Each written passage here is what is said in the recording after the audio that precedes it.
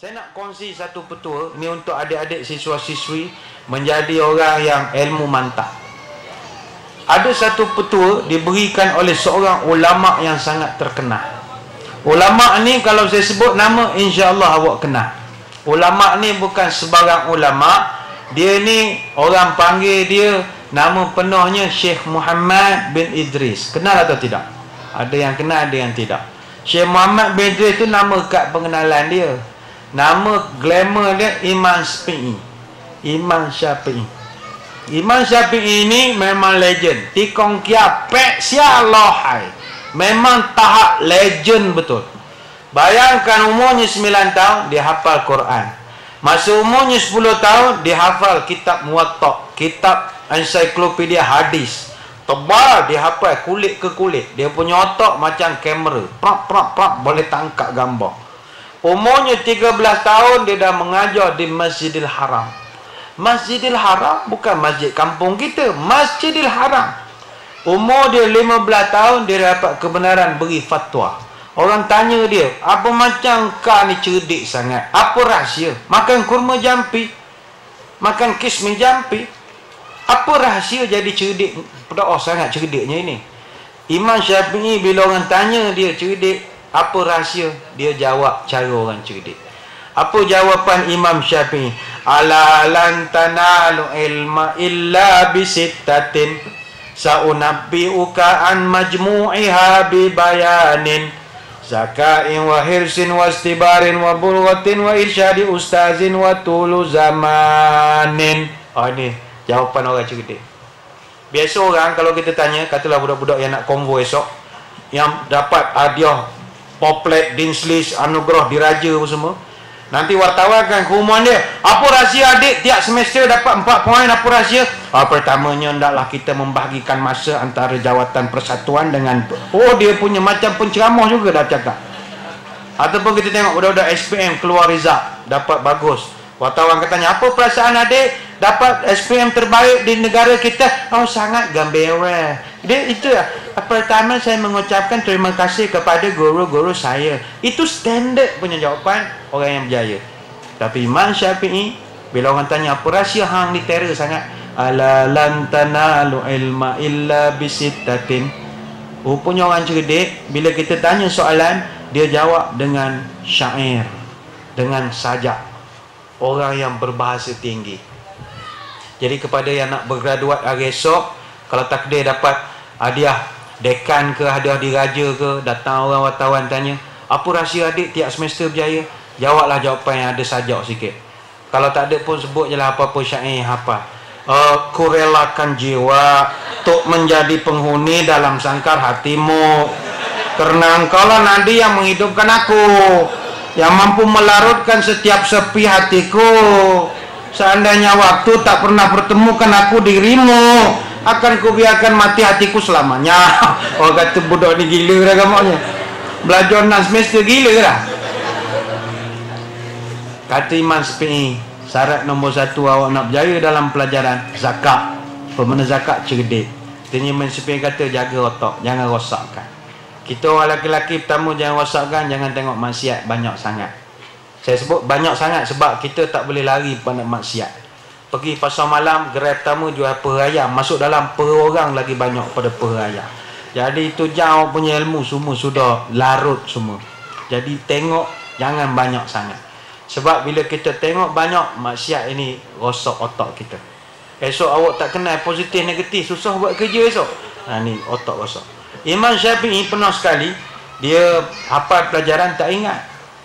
Hafal tak ingat. Balik dia cerita ke guru dia, syakautu ila waqi' suhi hifsi farshadni ila tarkil ma'asi wa akhbarani bi anna ilma nurun wa nurullah la yuhdalil asi. Syair lagi kata Imam Syafi'i, aku mengadu pada guruku bernama Waqi' tentang susahnya hafalanku, dan dia kata kepada aku, wahai Syafi'i, tinggalkanlah maksiat. Dia kata bahawa ilmu itu cahaya takkan datang pada hati banyak maksiat. Orang tanya, Syafi'i, hang tengok apa hak sampai lupa pelajaran? Tak ada apa aku tengok. Rupanya Imam Syafi'i sekali pergi pasar malam, istilah kita lah.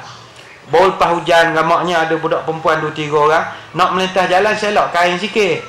Air kan, lopok-lopok air, selok ke air, bukan nak menunjuk kaki korang. Ni bukan Ipoh Mali punya, tak ada. Ini mau tunjuk, mau lompat saja. Ni bukan pengantin model-model, tak ada. Dia memang selok tu nak melompat.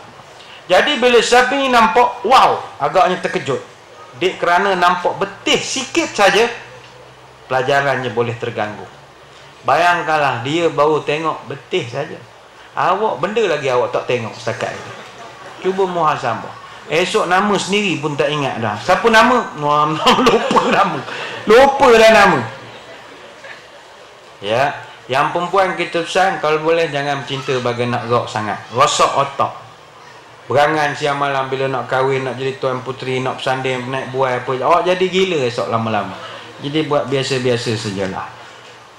Yang kedua kata Imam Syafi'i, hirs. Hirs ni tamak. Bukan tamak makan, bukan tamak digerai-gerai, bukan tamak ilmu.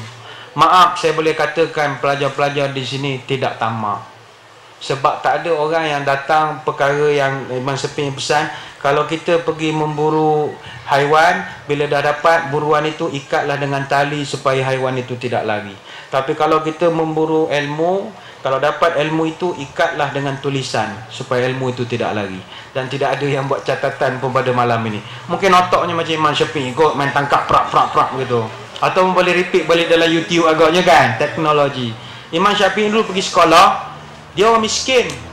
Cikgu mengajar depan, dia tulis atas tapak tangan. Kawan-kawan dia usik dia, orang tulis nampak orang betul-betul ni. Imam Syafi'i pula bukan sekadar nulis atas tapak tangan, pakai Elio. Boleh ni. Oh, member dia ejek lah, orang tulis boleh salin ke? Dia kata tak penting salin tu tahu baca atau tidak, yang penting barakah. Sebab kata Imam Syafi'i, kalau tentera pergi berjuang tak bawa senjata, biasanya tak menang. Sama juga orang belajar tak bawa pen, tak akan menang orang itu. Senjata dengan pen itu perumpamaan orang yang sedang berjuang fisabilillah.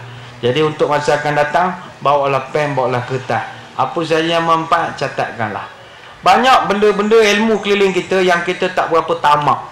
Contoh, semua orang di sini pakaiannya malam ni insya-Allah ada zip. Zip kita itu, cuba tengok, jangan tengok sekarang kan pelik pula orang, balikkan tengok. Zip, kepala zip itu akan tulis perkataan YKK. Apa makna YKK? Orang yang tak ada tamak ilmu, dia tak peduli pun YKK lantak lah, bukan masalah aku. Dah, orang yang tamak ilmu, dia tengok YKK, apa benda YKK dah. YKK ni singkatan untuk Yoshida Koyukabu Shibai Baisha, iaitu kilang buat zip terbesar di dunia, YKK. Balikkan, belik lah puas-puas tengok YKK. Jangan belik sekarang ya. Tamak. Yang ketiga kata Imam Syafi'i, istibar. Apa makna istibar? Banyakkan bersabar. Kalau ingin jadi pokok paling tinggi, kena bersedia ditiup oleh angin. Kalau tidak mau ditiup oleh angin, jangan jadi pokok tinggi. Silakan jadi rumput. Rumput tidak ditiup angin, tapi hidup dipijak orang. Belajar kena sabar. Sabar itu subur, enggak sabar masuk kubur. Ya. Yang keempat, kata Imam Syafi'i, bulghah. Apa mana bulghah? Fulus, duit. Kata orang Arab, campur syair Arab, laisa bil mal kullu syai'in gagal, wa bil fulus kullu syai'in lulus. Tak ada duit, gagal. Ada fulus, lulus. Ada fulus, lulus. Awak belajar poli ke universiti nanti, kalau tak ada fulus, belayar. Sebab itu kena ada fulus. PTN ke, yayasan ke apa ke, mesti ada fulus. Ada fulus, lulus.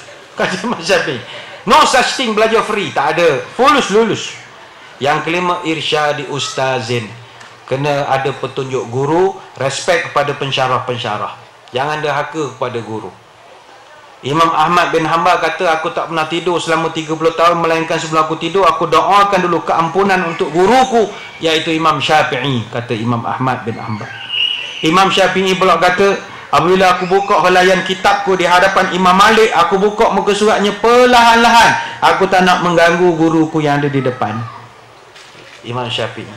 Begitu juga Imam Abu Hanifah, kata dia, tak pernah aku kalau tidur tidak pernah melunjurkan kakiku ke arah guruku yang bernama Hamad. Orang tanya, rumah guru kau depan ke? Tak, dipisahkan 7 lorong. Dia tak sanggup nak ada kaki di rumah tok guru dia. Punya hormat pada guru. Hasilnya mereka menjadi ulama-ulama yang kita ikut sampai sekarang. Hari ini adik-adik respect lecturer, adik-adik akan dihormati satu hari insya-Allah. Dan yang kenal yang terakhir kata Imam Syafi'i, tuluz zaman, belajar mesti panjang masanya. Yang 6 sem patut 6 sem. Yang 8 semester sepatut 8 semester. Jangan kurang daripada itu.